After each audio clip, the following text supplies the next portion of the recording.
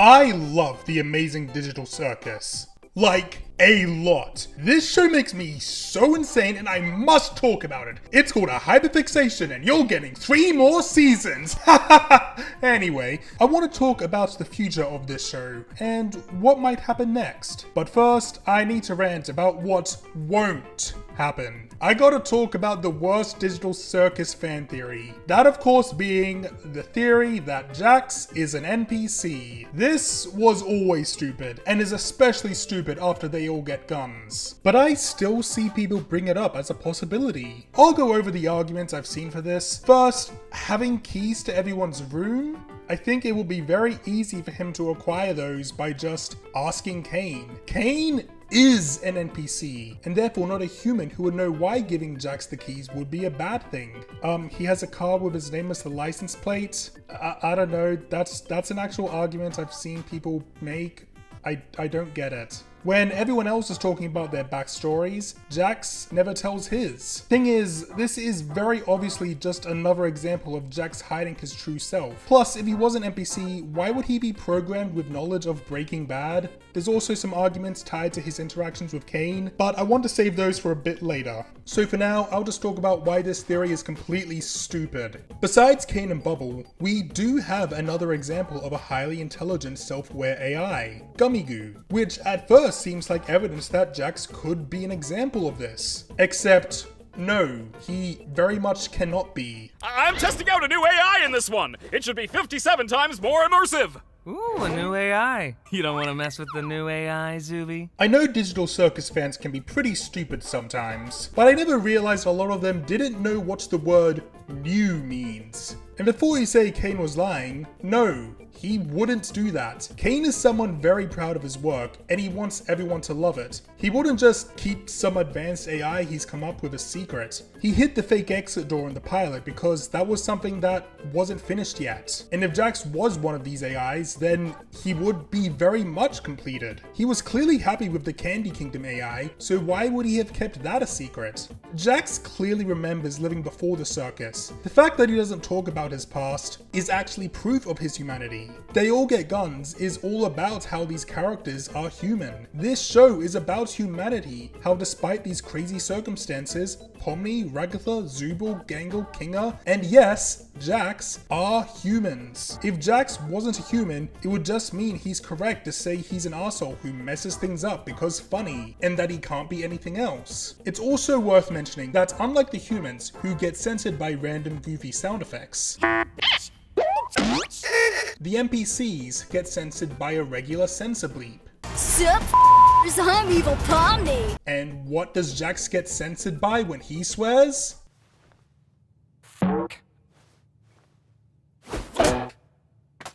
If you still think this theory has any legs to stand on, why? People also bring up his fourth wall breaking as proof that he's an AI, but man, I do that shit all the time. Like, I'm obviously gonna pretend that I'm in Lars of the Stars when that eventually comes out. And if he was an NPC breaking the fourth wall, why would he be doing it like he's a character in a TV show instead of a video game? Because that's what he's in. Another dumb thing I see people talk about online that isn't completely stupid, but still kinda dumb. I feel people don't really understand this line. One of the few things I don't have control over are your minds. Cain is many things, but he most certainly isn't someone who would just deliberately lie like this. Cain does not have control over their minds. If he did, he would use that ability to make everyone love him. The two big examples brought up to try and support this theory are first, the veganization of Jax. This isn't really mind control. Jax is still free to think what he wants. This is more like hypnotism, and I mean actual real life hypnotism, where you can't be controlled to do things that go against who you are. So making him do something he finds embarrassing wouldn't really count as controlling his mind. And the second thing I see people bring up is this scene from They All Get Guns. I don't get why people think this is mind control. This is just Cain putting information in Jax's head, which is something he can do because despite still being human, Jax is still digitized in here.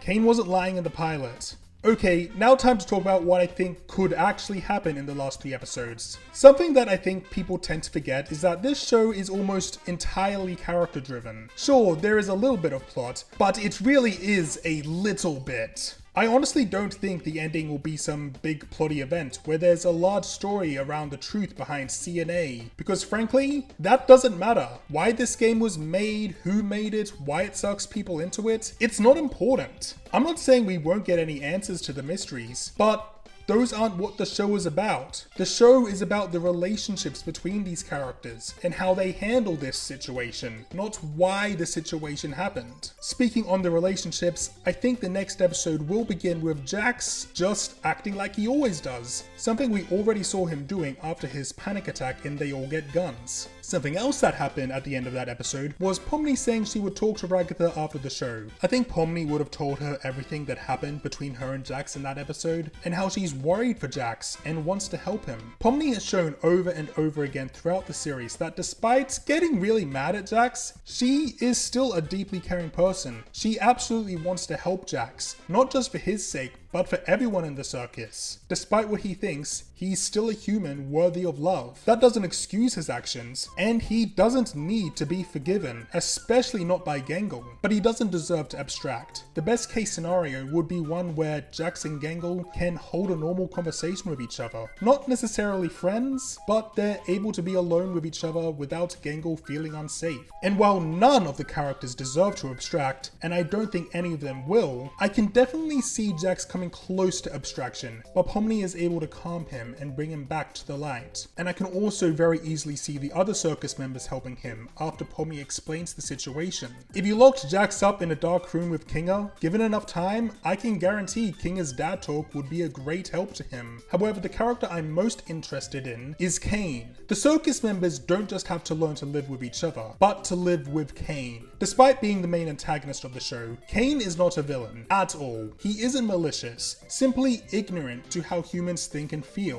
He desperately wants to be loved, but he doesn't have a big ego. He just wants people to like him, which, fair enough. Most people do want to be liked, and that doesn't make them egotistical. We can see Kane make an effort to make the lives of the humans better, especially in The Haunting of Mildenhall Manor, going out of his way to try and make the adventure more appealing to Zubul, and talking to them to figure out what he's doing wrong. In the pilot, he was creating a pseudo exit door because he knows how much the humans want that, and it seems like he's still trying to make one to make them happy, as can be seen in They All Get Guns. He's a little confused, but he's got the spirit. He's a nice person, he just needs better guidance. And perhaps that hypothetical scene I mentioned of the other humans comforting Jax could help Kane to better understand them.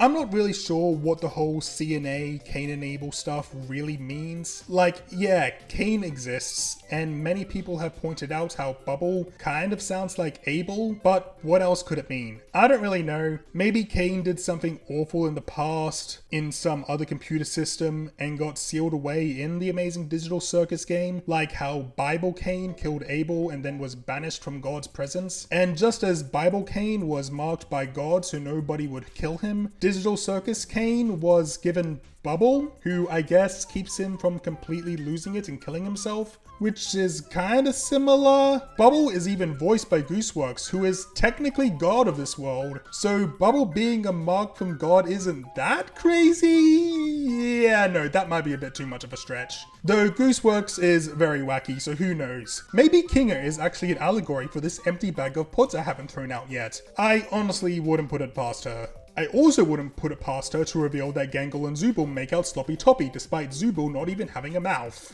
To wrap up, I have nothing to say about Ribbit. I'm sorry, we know basically nothing about this frog, so I just don't have anything to theorize about. Next week, the glitch discussion will continue, since it'll be time to review the pilot for Dana Terrace, John Bailey Owen, and Zach Marcus's Knights of Guinevere. Anyway, I've got a massive Transformers video I need to begin editing. Like and subscribe to make me smile, and I'll see you later.